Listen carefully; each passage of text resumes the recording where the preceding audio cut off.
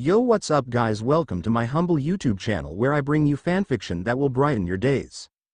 Before we start, a subscribe is greatly appreciated, and don't forget to leave a like and ring the bell icon so you won't miss exciting new fanfiction stories. That time when my daughter from another timeline visited me, by KiritoBambre. Chapter 7. Father and daughters dress up in the kingdom of monster. In the early morning, the female residents continued their work nervously without a word. When they heard about Rimuru having a daughter, all of them make a plan right away. They all unconsciously steered their eyes towards that certain building as if something were on their mind. Inside the building, the ladies were cautiously holding an earnest discussion. Well then, Haruna-san, I imagine there is no delay to the preparations? Yes, Shuna-sama. Everything is proceeding according to the plan, but this is the second time we do something like this, right? Won't Rimuru-sama suspect us? Don't worry, we already done it before, so we can do it again. Also, everything is planned. Surely everything will go smoothly with her handling it. Haruna nodded in response, a satisfied look on her face. Shion, any problems on your end? None. Shuna-sama, I can handle this. Is that so? Well, do remember that your role is essential for our plan to work like before. Of course. Please don't worry. Unlike how Shuna felt about Haruna, she sensed certain unease regarding Shion. Yet, this operation couldn't be completed without Shion's assistance. Feeling conflicted, Shuna still responded to Shion with a nod. The three looked at each other once more before commencing their respective duty. The plan they make for Rimuru and Rizu begun. Rimuru Pav.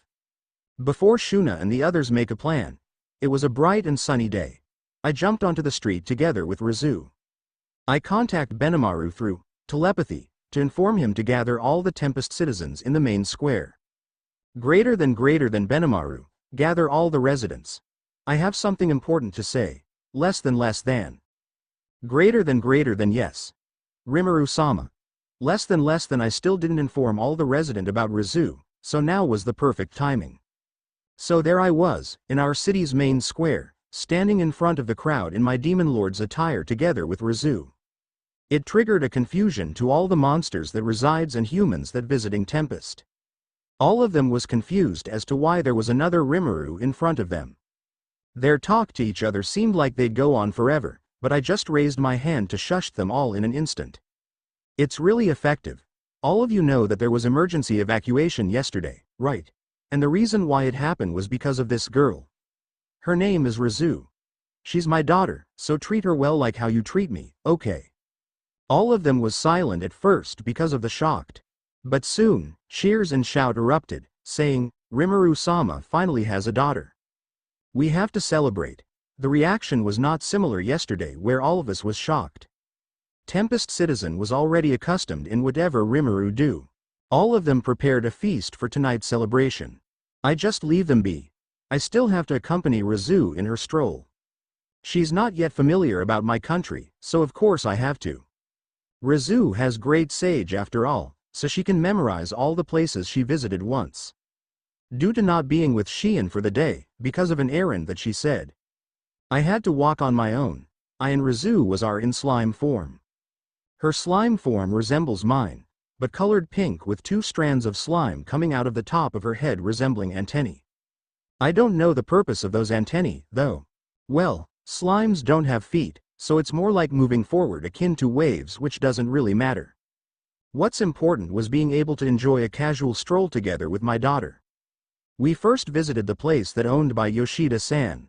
I want Rizu to taste one of the popular food here in Tempest. Good morning, Yoshida-san.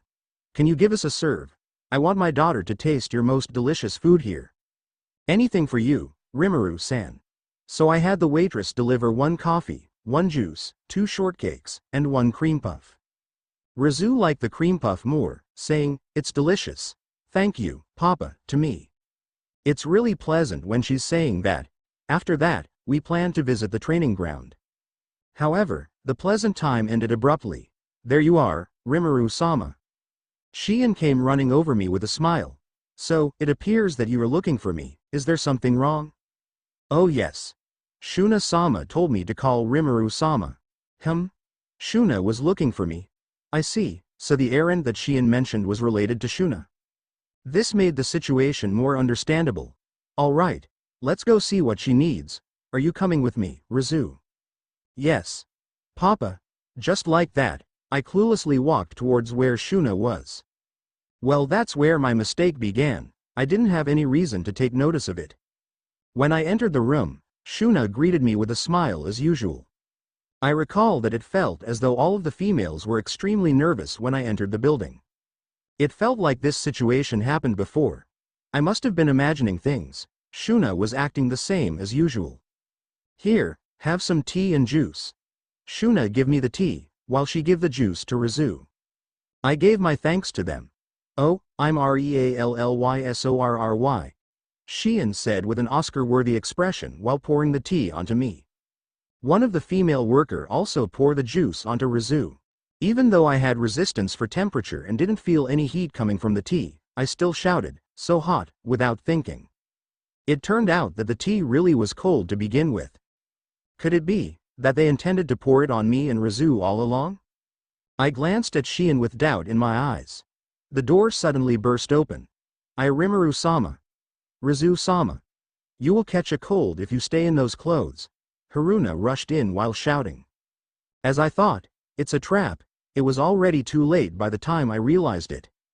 Wait a second. You guys, what do you all plan to do? Era, this suits you really well. This one here would look good on you, Rimuru-sama. Rizu-sama would look good in this clothes. Rizu was clueless about this, so she just tag along. Please try this one here as well. This is my best work yet. I made it while thinking about Rimuru-sama. Wait up you guys. Please follow some order. My clothes were stripped instantaneously by the hands coming from all directions. What happened next was the grand dress-up party. The clothes put on me and Rizu were a sailor outfit, sheer dance outfit, Miko dress, army suit, and queen-like corset, etc.